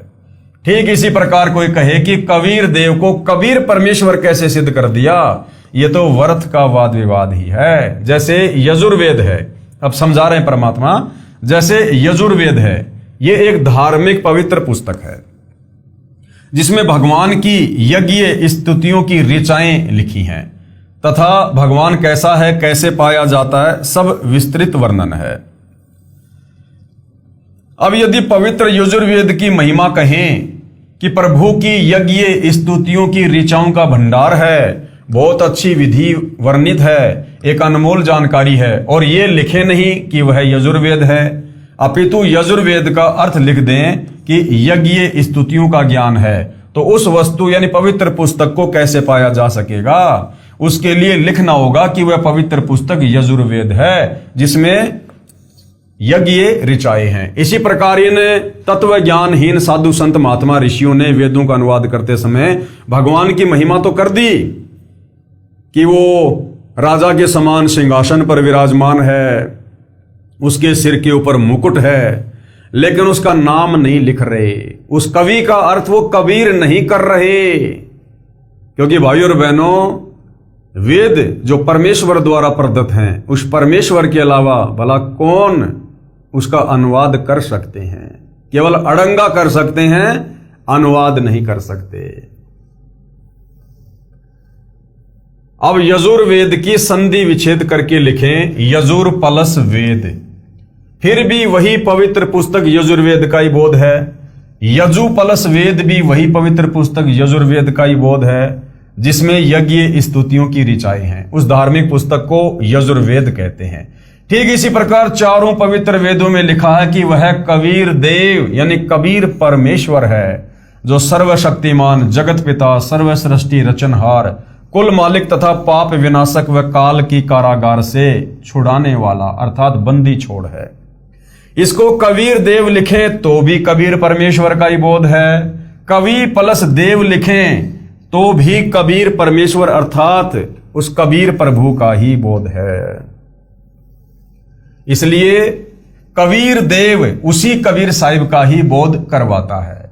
सर्वशक्तिमान, अजर अमर, सर्व ब्रह्मांडों का रचनहार, कुल मालिक है, क्योंकि पूर्वोक्त प्रभु प्राप्त संतों ने अपनी अपनी मातृभाषा में कबीर को कबीर बोला है। आदरणीय धर्मदास जी ने, गरीबदास जी ने, मलुकदास जी ने, दादू जी ने, नानक जी ने, घीसा जी ने, तथा वेद को वेद बोला है। इसलिए वह और बै के अंतर हो जाने पर भी वो पवित्र शास्त्र वेद का ही बोध है। विचार, जैसे कोई अंग्रेजी भाषा में लिखे कि God Kabir, Kabir is almighty, इसका हिंदी अनुवाद करके लिखें कबीर या कबीर परमेश्वर सर्वशक्तिमान है। अब अंग्रेजी भाषा में तो हलंत की व्यवस्था ही नहीं है, फिर मातृभाषा में इसी को कबीर कहने तथा लिखने लगे।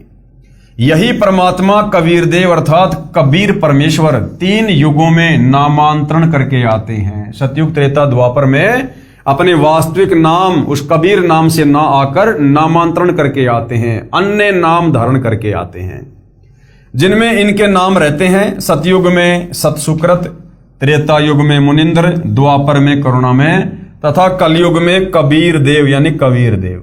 वास्तविक नाम उस पूर्ण ब्रह्म का कबीर देव ही है, जो सृष्टि रचना से पहले भी अनामी लोक में विद्यमान थे।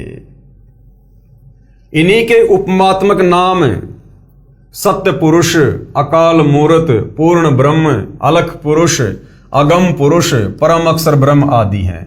उसी परमात्मा को चारों पवित्र वेदों में कबीर अमित ओजा भी कहा है, यानी जिसकी शक्ति का कोई वारन पार ना हो। कबीर अंगारी भी कहा है, यानी जो पापों का नाश करने वाला है। उसको कबीर अग्नि भी कहा है, अग्नि यानी भगवान और कबीर यानी उस परमेश्वर का नाम कबीर भगवान। तथा कबीर देव, देव यानी भगवान कहा है। तथा सर्वशक्तिमान, सर्व सृष्टि रचनहार बताया है। पवित्र कुरान शरीफ में सूरत फुरकानी नंबर 25 आयत नंबर 19, 21, 52, 58 व 59 में भी प्रमाण है। कई एक का विरोध है कि जो शब्द कबीर देव है इसको संधि विच्छेद करने से कवि प्लस देव बन जाता है। यह है कबीर परमेश्वर या कबीर साहिब कैसे सिद्ध किया?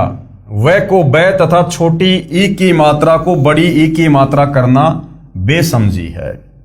तो गुरुदेव भगवान कह रहे हैं विचार करो। एक ग्रामीण लड़के की सरकारी नौकरी लगी जिसका नाम था करमवीर पुत्र श्री धर्मवीर। सरकारी कागजों में तथा करमवीर पुत्र श्री धर्मवीर पुत्र प्रताप गांव के चौकीदार की डायरी में जन्म के समय लिखा था। सरकार की तरफ से नौकरी लगने के बाद जांच पड़ताल करवाई जाती है। एक सरकारी कर्मचारी आया जांच के लिए। उसने पूछा, करमवीर पुत्र श्री धर्मवीर का मकान कौन सा है? यानी कागजों में तो क्या नाम था? करमवीर। तो वो जांच अधिकारी आया, उसने कहा कि भाई करमवीर और पुत्र धर्मवीर का मकान कौन सा है? उसकी फला फला डिपार्टमेंट में नौकरी लगी है। गांव में उस करमवीर को कर्मा तथा उसके पिताजी को धर्मा तथा दादाजी को परता आदि उर्फ नामों से जानते थे। अब गांव वाले उस करमवीर को कर्मा, उसके पिता धर्मवीर को धर्मा और उसके दादाजी का नाम था प्रताप, उसको कहा करते थे परता। व्यक्तियों ने कहा कि इस नाम का लड़का इस गांव में नहीं है जी। अधिकारी ने कहा जी ये करमवीर कौन है? तो गांव वालों को तो पता ही नहीं था कि उसका कागजों में नाम उसका करमवीर है। वो तो उसको कर्मा कर्मा कहा करते थे। तो अधिकारी ने पूछा तो गांव वालों ने मना कर दिया, जी यहां तो इस गांव में कोई कर्मा नाम का लड़का नहीं है।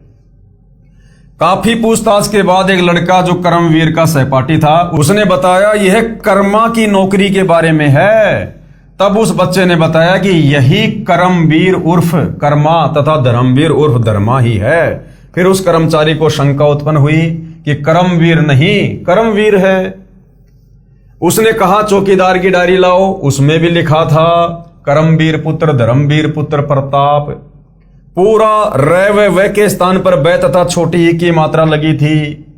तो भी वही बच्चा करमवीर ही सिद्ध हुआ, क्योंकि गांव के नंबरदारों तथा प्रधानों ने भी गवाही दी कि बेशक मात्रा छोटी बड़ी या रह आधा या पूरा है, लड़का सही इसी गांव का है। तो जो महापुरुष कबीर परमात्मा को, जिनका वेदों में नाम है कबीर, जिसको शतलोक में अपनी आंखों से देख कर आए हैं, उन गांव के नंबरदार और उन प्रधानों की तरह यहां पर बिल्कुल कलम तोड़ गवाही दी है कि वेदों में जिसका नाम कबीर है, कवि है, वो कबीर साहिब ही है, वो कबीर भगवान ही है। सरकारी कर्मचारी ने कहा नंबरदार अपने हाथ से लिख दे। नंबरदार ने लिख दिया, मैं करमवीर पुत्र धर्मवीर को जानता हूं जो इस गांव का वासी है, और हस्ताक्षर कर दिए। बेशक नंबरदार ने वीर में छोटी ई की मात्रा तथा कर्म में बड़े र का प्रयोग किया है, परंतु हस्ताक्षर करने वाला गांव का गणमान्य व्यक्ति है। किसी को कोई आपत्ति नहीं हो सकती, क्योंकि नाम की स्पेलिंग गलत नहीं होती। तो इसी प्रकार चाहे वेदों को कोई माने या ना माने, लेकिन जिन महापुरुषों ने परमेश्वर को अपनी आंखों से सतलोक के सिंहासन पर बैठा हुआ देखा है, उन्होंने आकर जो गवाही दी है भाई उसको मानना पड़ेगा, और उसी को मानकर आज हम इतने दृढ़ हैं। ठीक इसी प्रकार पूर्ण परमात्मा का नाम सरकारी दस्तावेज यानी वेदों में कबीर देव है, परंतु गांव यानी इस पृथ्वी पर अपनी अपनी मातृभाषा में कबीर, कबीर, कबीरा, कबीरन आदि नामों से जाना जाता है। इसी को नंबरदारों यानी आंखों देखा विवरण वाणी में ठोक कर गवाही देते हुए आदरणीय पूर्वोक्त संतों ने यानी गरीबदास जी ने, नानक जी ने और गीसा जी ने, मलुकदास जी ने, इन्होंने कलम तोड़ गवाही दी है। उन्होंने कबीर देव को हक्का कबीर, सत कबीर, कबीरा, कबीरन, खबीरा, खबीरन आदि लिखकर हस्ताक्षर कर रखे हैं। वर्तमान यानी सन 2006 से लगभग 600 साल पहले जब परमात्मा कबीर जी यानी कबीर देव जी स्वयं प्रकट हुए थे, उस समय सर्व सदग्रंथों का वास्तविक ज्ञान लोकोक्तियों, दोहों, चौपाइयों, शब्दों अर्थात कविताओं के माध्यम से साधारण भाषा में जन साधारण को बताया था। यानी 650 साल पहले जब परमात्मा बनारस के काशी में आए थे, उस तत्व ज्ञान को उस समय के संस्कृत भाषा व हिंदी भाषा के ज्ञाताओं ने यह कहकर ठुकरा दिया कि कबीर जी तो अशिक्षित है, इसके द्वारा कहा गया ज्ञान व उसमें उपयोग की गई भाषा व्याकरण दृष्टिकोण से ठीक नहीं है, जैसे कबीर जी ने कहा है। अब भाई और बहनों, ये जो व्याकरण है, इस व्याकरण की आवश्यकता परमात्मा को नहीं है। इस व्याकरण की आवश्यकता इन वेदों के ज्ञान को समझने के लिए यहां के विद्वानों को पड़ी है। व्याकरण को जन्म भगवान ने नहीं दिया। ये व्याकरण इन वेदों के ज्ञान को समझने के लिए यहां के संस्कृत के विद्वानों ने बनाई है। तो व्याकरण का ज्ञान गलत हो सकता है, लेकिन वेदों का ज्ञान जो पूर्ण परमात्मा कबीर जी के द्वारा दिया गया है वो गलत नहीं हो सकता। तो कबीर परमेश्वर कहते हैं कि कबीर वेद मेरा भेद है, मैं ना वेदों के माही, और जौन वेद से मैं मिलूं ये वेद जानते नाही। या परमात्मा ने वेद नहीं बल्कि वेद लिखा है, तो वेद भी वेद का ही प्रतीक है। भावार्थ, परमेश्वर कबीर बंदी छोड़ जी ने कहा है कि जो 4 वेद हैं ये मेरे विषय में ही ज्ञान बता रहे हैं, परंतु इन 4 वेदों में वर्णित विधि द्वारा मैं यानी पूर्ण ब्रह्म यानी कबीर प्राप्त नहीं हो सकता। जिस वेद यानी सूक्ष्म वेद अर्थात सूक्ष्म वेद में मेरी प्राप्ति का ज्ञान है, उस वेद को 4 वेदों के ज्ञाता नहीं जानते। अब जिस सूक्ष्म वेद को परमात्मा यहां आकर लिखवाते हैं, उस वेद को ये नकली काल प्रेरित साधु संत नहीं मानते। और यहां के जो 4 वेद हैं जिनको ये सत्य मानकर बैठे हैं, इनमें पूर्ण परमात्मा का पूर्ण मार्ग नहीं है। उसको 4 वेदों के ज्ञाता नहीं मानते, यानी सूक्ष्म वेद को। इस वचन को सुनकर उस समय के आचार्य जन कहते थे कि कबीर जी को भाषा का ज्ञान नहीं है। देखो, वेद को वेद कहा है। अब भाई और बहनों, आज हिंदुस्तान में जितने भी हिंदू हैं, आप किसी से भी वेदों का जिक्र करो, आपको 99% लोग वेद ना बोलकर वेद बोलेंगे। वेद वेद बोलेंगे, वेद ना कि वेद। तो क्या उनका भावार्थ वेद नहीं है? अगर वो वेद बोल रहे हैं तो भी उनके कहने का भावार्थ वेद ही है। नहीं का ना ही कहा है, ऐसे व्यक्ति को शास्त्रों का क्या ज्ञान हो सकता है? इसलिए कबीर जी मिथ्या भाषण करते हैं, इसकी बातों पर विश्वास नहीं करना। स्वामी दयानंद जी ने सत्यार्थ प्रकाश समोल्लास 11 पेज नंबर 306 पर कबीर जी के विषय में यही कहा है। वर्तमान में मुजदास यानी सतगुरु रामपाल जी के विषय में विज्ञापनों में लिखे लेख पर आर्य समाज के आचार्यों ने यही आपत्ति व्यक्त की थी कि रामपाल जी को हिंदी भाषा भी सही नहीं लिखनी आती। वह को वह लिखता है, छोटी बड़ी मात्राओं को गलत लिखता है, कोमा व हलंत भी नहीं लगाता। इसका ज्ञान कैसे सही माना जाए? विचार, किसी लड़के का विवाह एक सुंदर सुशील युवती से हो गया। उसने साधारण वस्त्र पहने थे, मेकअप यानी हार श्रृंगार नहीं कर रखा था। उसके विषय में कोई कहे कि यह भी कोई विवाह है? वधू ने मेकअप हार श्रृंगार आभूषण आदि तो पहना ही नहीं है। अब विचार करो, विवाह का अर्थ है पुरुष को पत्नी प्राप्ति। यदि मेकअप श्रृंगार नहीं कर रखा तो वांछित वस्तु प्राप्त है। यदि श्रृंगार कर रखा है लड़की ने तो भी बुरा नहीं किया, परंतु एक श्रृंगार के अभाव से विवाह को ही नकार देना कौन सी बुद्धिमता है? तो ये छोटी मोटी मात्राएं, हलंत वगैरह, छोटी बड़ी ई ऊ की मात्रा, ये अटपट करके आप कबीर भगवान को भगवान होने से नकार नहीं सकते। ठीक इसी प्रकार परमेश्वर कबीर बंदी छोड़ तथा सतगुरु रामपाल जी भगवान द्वारा दिया तत्व ज्ञान है, वास्तविक ज्ञान प्राप्त है। यदि भाषा में श्रृंगार का भाव अर्थात मात्राओं व हलंतों की कमी है तो विद्वान पुरुष इनको ठीक करके पढ़ लो भाई। इसी तरह इस उलझी हुई ज्ञान गुत्थी को सुलझाया जाएगा। इसमें भाषा तथा व्याकरण की भूमिका क्या है? स्वामी दयानंद सरस्वती जी ने अपने द्वारा रचे पवित्र उपनिषद सत्यार्थ प्रकाश के 7वें समोल्लास में पेज नंबर 217, 212 अजमेर से प्रकाशित तथा पेज नंबर 173 दीनानगर दयानंद मठ पंजाब से प्रकाशित उसमें लिखा है। उसका भावार्थ है कि ब्रह्म ने यानी इस काल ने वेदवाणी 4 ऋषियों में जीवस्त रूप से बोले। जैसे लग रहा था कि ऋषि वेद बोल रहे थे, परंतु ब्रह्म बोल रहा था तथा ऋषियों का मुख प्रयोग कर रहा था। जीवस्त रूप का भावार्थ है जैसे ऋषियों के अंदर कोई और जीव स्थापित होकर बोल रहा हो। जैसे महाभारत युद्ध के समय इस काल ब्रह्म ने श्री कृष्ण जी के शरीर में जीवस्त होकर यानी प्रवेश करके गीता ज्ञान बोला। बाद में उन ऋषियों को कुछ मालूम नहीं कि क्या बोला, जैसे बाद में श्री कृष्ण जी को नहीं पता कि मैंने गीता ज्ञान में क्या बोल दिया और क्या लिखा। जैसे कोई प्रेत आत्मा किसी के शरीर में प्रवेश करके बोलती है, उस समय लग रहा होता है कि शरीर वाला जीव ही बोल रहा है, परंतु उस प्रेत के निकल जाने के बाद उस शरीर वाले जीव को कुछ मालूम नहीं होता कि मैंने क्या क्या बोला था।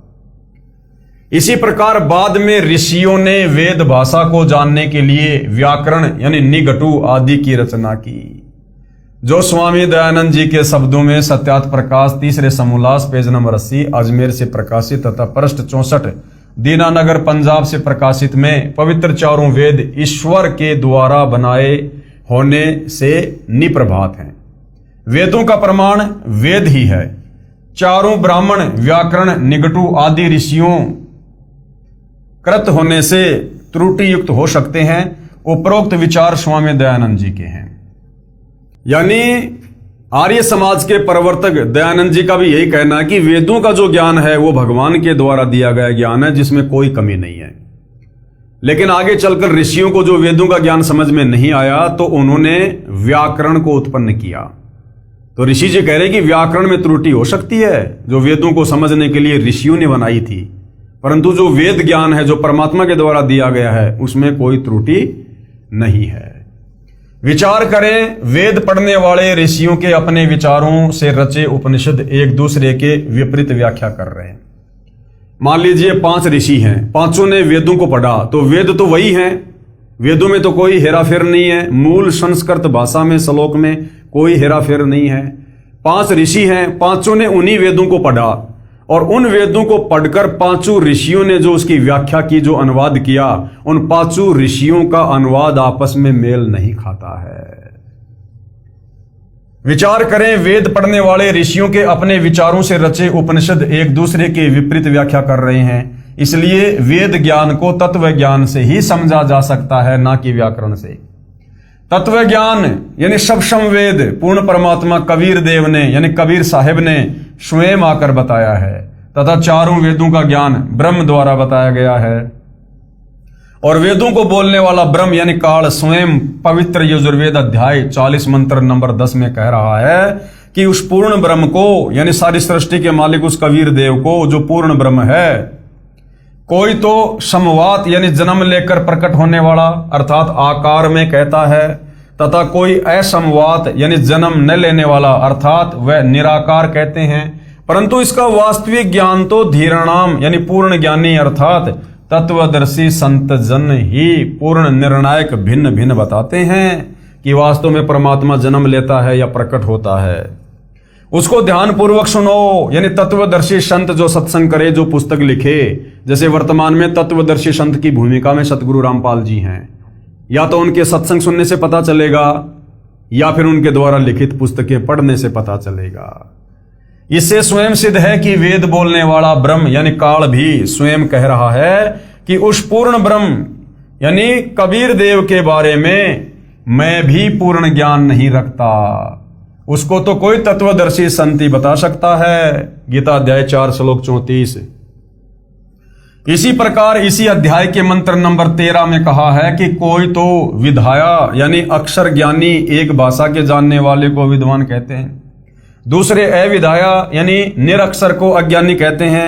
ये जानकारी भी वो धीराणाम यानी तत्वदर्शी संत ही विस्तृत व्याख्या बयान करते हैं। यानी वास्तव में विद्वान कौन है ये भी वो तत्वदर्शी संत ही बताएगा। चाहे दुनिया की कितनी भाषाएं पढ़ लो, अगर आपको तत्व ज्ञान नहीं है, वेद ज्ञान नहीं है, भगवान के विषय में जानकारी नहीं है, भगवान की प्राप्ति का मार्ग नहीं है, तो आप विद्वान नहीं हैं। आज यदि इस धरती पर कोई विद्वान है तो सतगुरु रामपाल जी हैं, और उसके बाद यदि कोई विद्वान है, वो चाहे अनपढ़ ही क्यों ना है, यदि सतगुरु रामपाल जी का शिष्य है और उसे पूर्ण परमात्मा कबीर जी की प्राप्ति का मार्ग मिल गया है, तो वो भगत जन विद्वान है, ना कि ये तरह तरह की भाषाओं के ज्ञाता अपने आप को पंडित कहलाने वाले, जिनको परमेश्वर के मार्ग का पता नहीं है, वो विद्वान नहीं है। विशेष उपरोक्त इन प्रमाणों को विवेचन करके सद्भावना पूर्वक पुनर्विचार करें तथा वय को वय तथा छोटी बड़ी मात्राओं की शुद्धि अशुद्धि से ही ज्ञानी व अज्ञानी की पहचान नहीं होती, वह तो तत्व ज्ञान से ही होती है। कबीर देव यानी कबीर परमेश्वर के विषय में वह को वह कैसे सिद्ध किया है, छोटी ई की मात्रा बड़ी ई की मात्रा कैसे सिद्ध हो सकती है, इस वाद विवाद में न पढ़कर तत्व ज्ञान को समझना है। जैसे यजुर्वेद है, यह एक पवित्र पुस्तक है, इसके विषय में कहीं संस्कृत भाषा में विवरण किया हो, जहां यजु या यजुम आदि शब्द लिखे हों, तो भी पवित्र पुस्तक यजुर्वेद का ही बोध समझा जाता है। इसी प्रकार पूर्ण परमात्मा का वास्तविक नाम कबीर देव है। इसी को भिन्न भिन्न भाषा में कबीर साहेब, कबीर परमेश्वर कहने लगे। कई श्रद्धालु शंका व्यक्त करते हैं कि कबीर को कबीर कैसे सिद्ध कर दिया। व्याकरण दृष्टिकोण से कवि का अर्थ सर्वज्ञ होता है। दास की प्रार्थना है कि प्रत्येक शब्द का कोई न कोई अर्थ तो बनता ही है। रही बात व्याकरण भाषा की, भाषा प्रथम बनी क्योंकि वेद वाणी प्रभु द्वारा कही है, तथा व्याकरण बाद में ऋषियों द्वारा बनाई गई। यह त्रुटि युक्त हो सकती है। वेद के अनुवाद यानी भाषा भाषा में व्याकरण व्यक्तव्य है, अर्थात असंगत तथा विरोधाभास है, क्योंकि वेद वाणी मंत्रों द्वारा पदों में है। जैसे पलवल शहर के आसपास के व्यक्ति पलवल को परवर बोलते हैं। यदि कोई कहे कि पलवल को कैसे परवर सिद्ध कर दिया, यही कबीर को कबीर कैसे सिद्ध कर दिया कहना मात्र है। यानी हमने केवल यह देखना है कि परमात्मा की प्राप्ति कैसे हो। वेदों में लिखा है कि परमात्मा की प्राप्ति होगी तत्वदर्शी संत की शरण में जाकर उपदेश लेकर उसके बताए अनुसार भक्ति करने से। अब तत्वदर्शी संत कौन है, कैसा होता है, उसकी पहचान क्या है, वो चारों वेदों के निष्कर्ष पवित्र गीता जी में लिखी है। अध्याय 15 श्लोक 1 से 4 कि जो उल्टे लटके हुए संसार रूपी वृक्ष के सभी विभागों को बता दे कि पूर्ण परमात्मा कौन है और इस भक्ति रूपी पेड़ की डार कौन है, जड़ कौन है, ये तना कौन है, शाखा कौन है, ये पत्ते कौन है। तो समझो वो तत्वदर्शी संत है जो पूरी सृष्टि की व्याख्या कर दे एक पेड़ के माध्यम से। वो तत्वदर्शी संत है और जैसा वो कहे वैसी भक्ति करो, फिर ये मात्रा वात्रा के चक्कर में मत पड़ो। तो भाई आज सतयुग, त्रेता, द्वापर और कलयुग बीत गया, 5000 साल। सतगुरु रामपाल जी के अलावा किसी भी धर्म के आचार्य, शंकराचार्य, मुल्ला, मौलवी, पोप, पादरी, पंडित, ब्राह्मण ने गीता अध्याय 15 श्लोक 1 से 4 का वर्णन नहीं किया, उस उल्टे लटके हुए संसार रूपी पेड़ की व्याख्या नहीं की है। तो वेदों के अनुसार जो उसकी व्याख्या कर देगा वो तत्वदर्शी संत है। तो सतगुरु रामपाल जी एकमात्र तत्वदर्शी संत है और तत्वदर्शी संत मिलने के बाद फिर मात्रा वात्रा के चक्कर में नहीं पड़ना चाहिए। जैसा वो रास्ता बताए उस रास्ते पर आंख बंद करके चलना चाहिए अगर मोक्ष चाहिए तो, अन्यथा काल यहां दुनिया भर की अटपट करेगा। जैसे क्षेत्रीय भाषा में पलवल शहर को परवर कहते हैं, इसी प्रकार कबीर को कबीर बोलते हैं। प्रभु वही है। महर्षि दयानंद जी ने सत्यार्थ प्रकाश समोल्लास 4 पे 100 पर, जो दयानंद मठ दीनानगर पंजाब से प्रकाशित पर, देव कामा का अर्थ देवर की कामना करने किया है। देव को पूरा र लिखकर देवर किया है। कबीर को कबीर फिर भाषा भिन्न, कबीर लिखने व बोलने में कोई आपत्ति या व्याकरण की त्रुटि नहीं है। पूर्ण परमात्मा कबीर देव हैं। यह प्रमाण यजुर्वेद अध्याय 29 मंत्र 25 तथा सामवेद संख्या 1400 में भी है, जो निम्न है। यजुर्वेद के अध्याय नंबर 29 के श्लोक नंबर 25 में सतगुरु रामपाल जी द्वारा अनुवादित है। यह आप जियों के सामने वेद मंत्र है, पढ़ लीजिएगा। यहां प्रत्येक शब्द का हिंदी में अनुवाद भी किया गया है अनुवादकर्ताओं के द्वारा। अब इसका भावार्थ क्या है, ये वेद मंत्र समझाना क्या चाहता है। भावार्थ, जिस समय पूर्ण परमात्मा प्रकट होता है उस समय सर्व ऋषि व संत जन शास्त्र विधि त्याग कर मनमाना आचरण अर्थात पूजा द्वारा सर्व भगत समाज को मार्गदर्शन कर रहे होते हैं। तब अपने तत्व ज्ञान अर्थात स्वस्थ ज्ञान का संदेश वाहक बनकर स्वयं ही कबीर देव अर्थात कबीर प्रभु ही आता है। जैसे परमात्मा सतयुग में आए, उससे पहले काल प्रेरणा से मनु जैसे विद्वान कहलाने वाले लोग पूरे समाज को शास्त्र विरुद्ध ज्ञान पर लगाए हुए थे, भगवान को निराकार साबित करके रखे हुए थे, वेद विरुद्ध ज्ञान दिया हुआ था। फिर वो कबीर परमात्मा आता है और तत्वदर्शी संत की भूमिका करता है और शवस्त ज्ञान यानी वेदों का वास्तविक ज्ञान फिर अपने तत्व ज्ञान के माध्यम से कबीर वाणी बोलकर दुनिया को समझाता है। संख्या नंबर 14 सामवेद उतारचिक अध्याय नंबर 12 खंड नंबर 3 श्लोक नंबर 5 सतगुरु रामपाल जी द्वारा अनुवादित यानी भाषाभाष से। ये साफ साफ लिखा हुआ है, श्लोक आप जियों के सामने है, प्रत्येक का हिंदी में अर्थ है। भावार्थ है, जैसे यजुर्वेद अध्याय 5 मंत्र 1 में कहा है कि अग्ने तनु अशी यानी परमेश्वर सह शरीर है। विष्णवे तवा सोमस्य तनु असी, उस अमर प्रभु का पालन पोषण करने के लिए अन्य शरीर है जो अतिथि रूप में कुछ दिन संसार में आता है। तत्व ज्ञान से अज्ञान निद्रा में सोए प्रभु प्रेमियों को जगाता है। वही प्रमाण इस मंत्र में है कि कुछ समय के लिए पूर्ण परमात्मा कबीर देव अर्थात कबीर प्रभु अपना रूप बदलकर सामान्य व्यक्ति जैसा रूप बनाकर पृथ्वी मंडल पर प्रकट होता है तथा कबीर वचनानी सनसन अर्थात कबीर वाणी बोलता है, जिसके माध्यम से तत्व ज्ञान को जगाता है। तथा उस समय महर्षि कहलाने वाले चतुर प्राणी मिथ्या ज्ञान के आधार पर शास्त्र विधि अनुसार सत्य साधना रूपी अमृत के स्थान पर शास्त्र विधि रहित पूजा रूपी मवाद को श्रद्धा के साथ आचमन अर्थात पूजा करवा रहे होते हैं। उस समय पूर्ण परमात्मा स्वयं प्रकट होकर तत्व ज्ञान द्वारा शास्त्र विधि अनुसार साधना का ज्ञान प्रदान करता है। पवित्र ऋग्वेद के निम्न मंत्रों में भी पहचान बताई है कि जब वह पूर्ण परमात्मा कुछ समय संसार में लीला करने आता है तो शिशु रूप धारण करता है। उस पूर्ण परमात्मा की परवरिश अधन्य धेनव यानी कवारी गाय द्वारा होती है।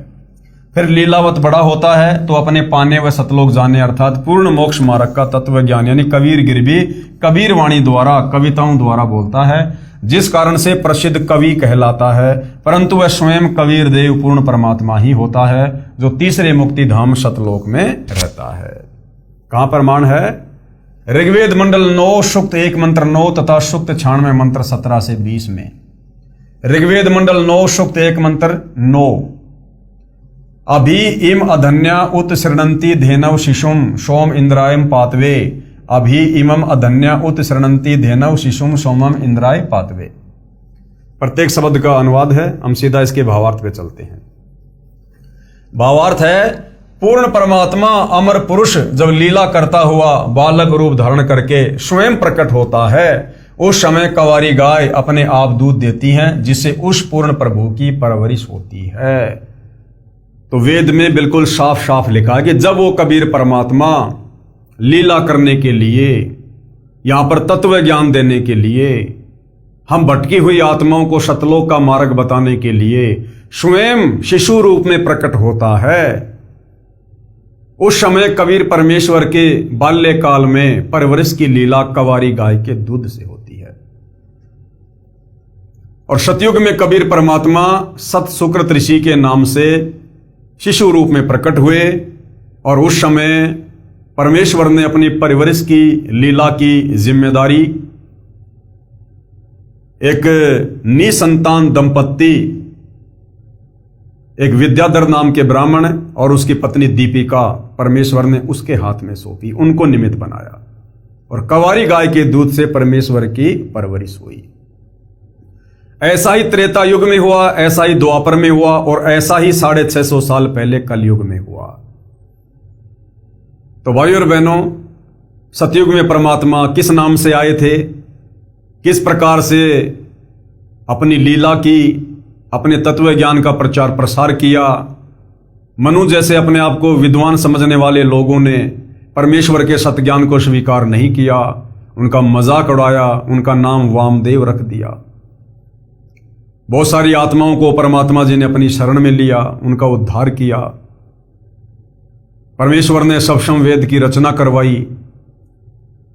अब आगे परमात्मा त्रेता युग में आते हैं, वेदों में लिखी अपनी लीलाओं के अनुसार उसी प्रकार से सतलोक से चलकर गति करके एक शिशु रूप में किसी तालाब के अंदर विकसित कमल के फूल पर प्रकट होते हैं और वहां से परमेश्वर को फिर एक निसंतान दंपत्ति उठाकर अपने घर ले जाती है उसी परमेश्वर की योजना अनुसार सब कुछ होता है और फिर कंवारी गाय के दूध से उनकी परवरिश होती है शिशु रूप में।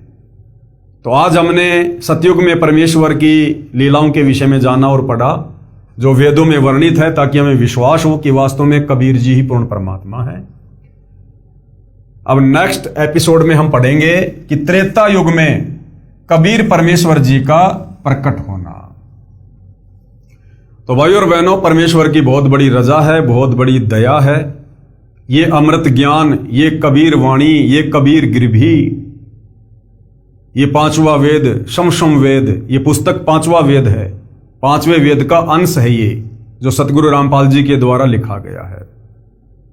इस पुस्तक को पढ़ने मात्र से भी हम उतने पुण्य के भागी होते हैं जितना यदि हम चारों वेदों को पूरी जिंदगी पढ़ें तो भी हम पुण्य के भागी नहीं होंगे। तो भाई और बहनों, आप और हमारा सौभाग्य जो परमेश्वर ने हमें इस भक्ति युग में जन्म दिया, स्वयं तत्वदर्शी संत के रूप में प्रकट हुए, हमें अपनी शरण में लिया और आज हमें उसी पूर्ण परमेश्वर की प्राप्ति का मार्ग उन्हीं के द्वारा प्राप्त हुआ है।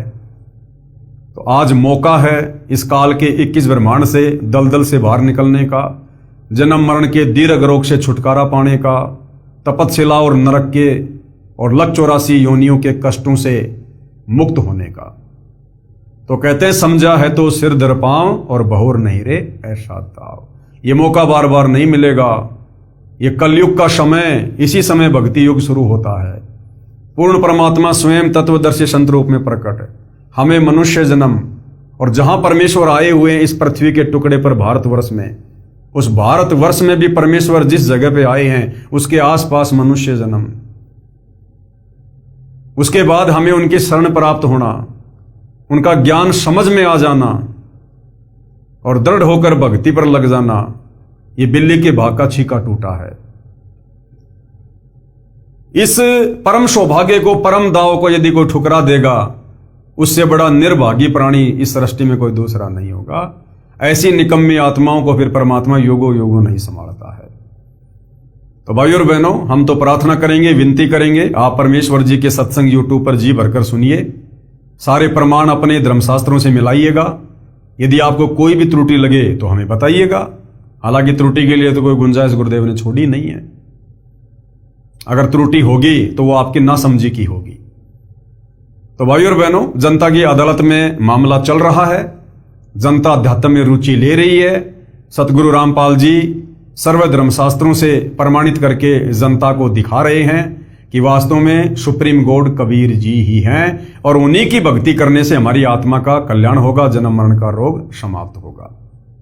तो आज के एपिसोड में केवल इतना ही। कल परमेश्वर की महिमा में फिर हाजिर होंगे। तब तक पूज्य गुरुदेव भगवान हम सबको आज्ञा दें, आशीर्वाद दें, सद्बुद्धि दें, हमारा मार्गदर्शन करें। बंदी छोड़ सतगुरु रामपाल जी परमेश्वर जी की जय हो।